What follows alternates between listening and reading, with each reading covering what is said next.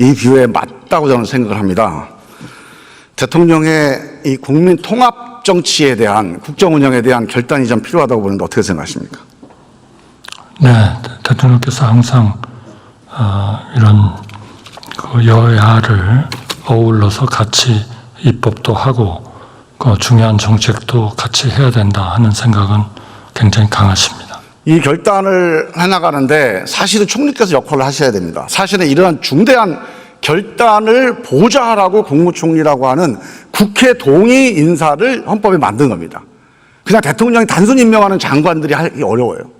국회 동의라고 하는 국민적 신임을 등에 업고 대통령에게 중대한 국정운영의 결단을 촉구하는, 보좌하는 그런 자리가 총리입니다. 이 역할을 좀 숙고하셔서 이 역할을 좀 해주시기 바랍니다. 자, 지금 국정기조를 좀 전환을 해야 되는데 우리 PPT 한번 보시죠. 우리 지지율 관련된 거, 우리 총리님이 하도 많이 보셔갖고 지금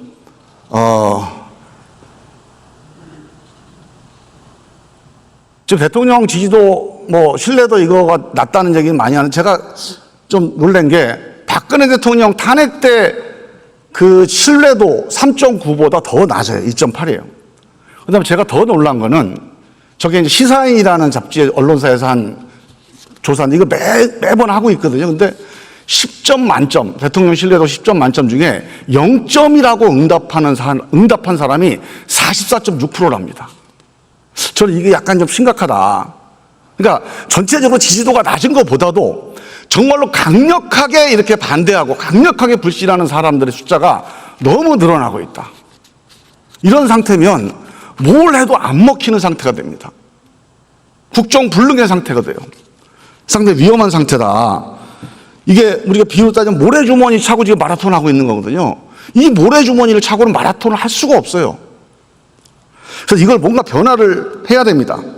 이 상태에서 좀 정상적인 국정 운영이 저는 가능하다고 보지 않는데 총리께서 이 상태를 변화시키기 위한 노력, 고민, 방향 어떻게 생각하십니까? 한번 고민에 찬 말씀을 좀 해주시면 어떻겠습니까? 네. 저는 우리 의원님의 말씀에 전반적으로 동의합니다. 자, 그러면 제가 제안을 드릴 테니까 이 제안을 가지고 대통령하고 상의를 해주시고 국정기조 일대 전환에 대한 고민을 좀 해주시기 바라는데요. 이 원인부터 봐야 돼요. 이 원인이 뭐냐? 저는 기본적으로 승자독식 국정운영, 이게 가장 큰 원인이라고 봐요. 48%의 지지를 받았어요. 근데 100%의 권한을 행사합니다. 왜 헌법이 그렇게 해놨죠? 48%만큼 권한을 행사하지 않고 왜 100% 권한을 대통령에게 줬을까요? 대통령이 되는 순간부터, 임기가 시작되는 순간부터 지지율 48% 잊어버리고 100% 국민들을 위해서 정치해라. 모두를 위한 국정운영을 해라. 이게 헌법 정신입니다. 근데 이렇게 안 하고 있어요, 지금. 대표적으로 인사 문제 보세요. 자, 인사를 가지고 잘하니 못하니 맨날 얘기를 하는데 누가 봐도 승자 독식 인사입니다. 내가 주인이니까 내 마음대로 할게요. 우리 김문수 장관, 이진숙 위원장, 김영석 관장 이분들이 개인적으로 볼 때는 다 나름대로 의미가 있고 나름대로 훌륭한 점이 있겠죠. 적어도 대한민국 국민과 정치, 야당에서 강력하게 반대하고 또 이분들이 나와서 하는 걸 보면 그 야당하고 싸우자고 지금 하는 것처럼 다 들려요. 이런 분들이 포진해 있으면 국정운영 제대로 안 된다. 이런 대결적, 편향적, 전투적 인사. 이 김문수 노동부 장관 제청하실 때 총리께서 제청을 하셨습니까? 네, 적절한 시기에 그렇게 했습니다. 이 정광훈 목사가 추천했다는 얘기가 돌고 있던데 그거 사실 아니에요? 글쎄요, 그러한 것은. 이 두 분이 같은 당을 했으니까 아닙니다. 추천할 수도 있죠. 네, 그렇지는 않습니다. 저는 수사감사에서도 승자 독식이에요. 야당하고 상대편은 아주 가혹하게, 우리 편은 그냥 넘어가고. 인사나 수사감사에서 이렇게 승자 독식으로 가면 국민통합 못합니다. 국민통합 정부로 가야 됩니다. 링컨 루즈벨트만이 아니고 독일의 전후복구했던 아데나워, 빌리 브란트, 헬무트 콜 모두가 다 자기하고 상대 진영 손잡고 위대한 업적을 남겼어요. 지난 200년 민주공화국에서 이런 단독 독임 분열 이런 정부가 성공한 사례가 없습니다. 대한민국 위기 극복, IMF 어떻게 극복했습니까? DJP 연합, 정적이 손잡아서 만든 겁니다. 자, 4가지 제안을 드릴게요. 일단 우리 PPT 한번 올려보시죠. 먼저 첫 단추는 국무총리를 국민통합형으로 임명해야 됩니다. 지금 우리 총리께서 사의를 표명을 하셨죠. 예. 그런데 이게 왜 수리가 안 되는 이유가 있습니까? 상황이 어때요 지금? 글쎄요, 대통령께서 당분간 좀 국정을 좀 잘 챙겨달라는 말씀이에요. 이제 다음 총리가 중요하겠죠. 예. 다음 총리에 대해서 이걸 꼭 대통령한테 한번 제안을 좀 하십시오. 국민통합형 국무총리가 와야 됩니다. 이 문제를 해결하는 첫 단추입니다. 이거 안 되면 모든 문제 해결 안 돼요.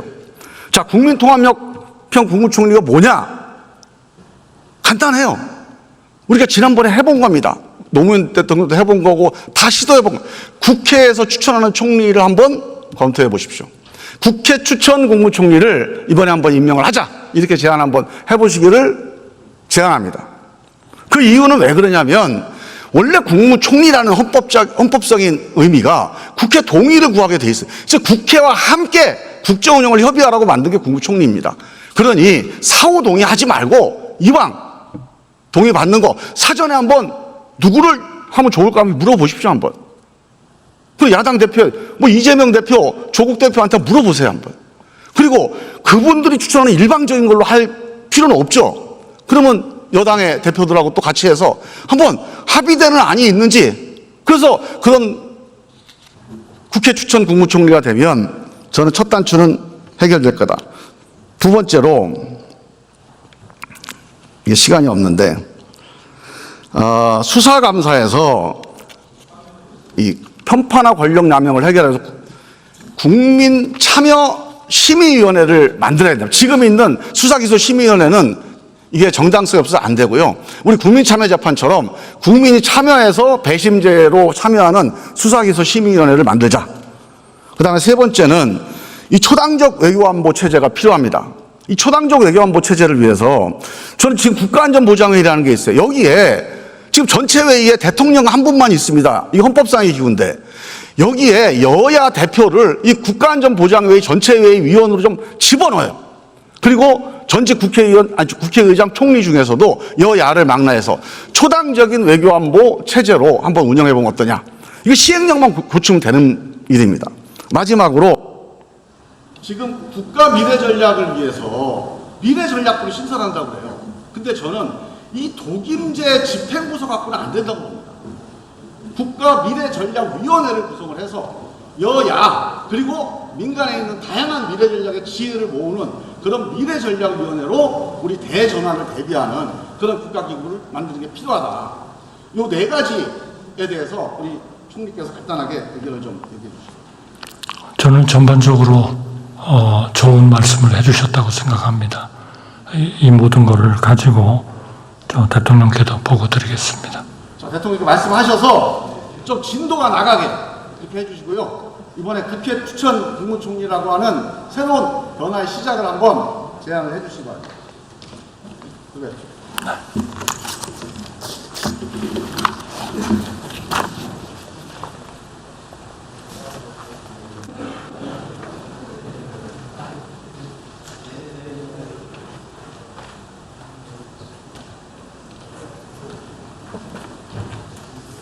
할 말은 많은데 시간이 다 돼서 내려가야겠습니다.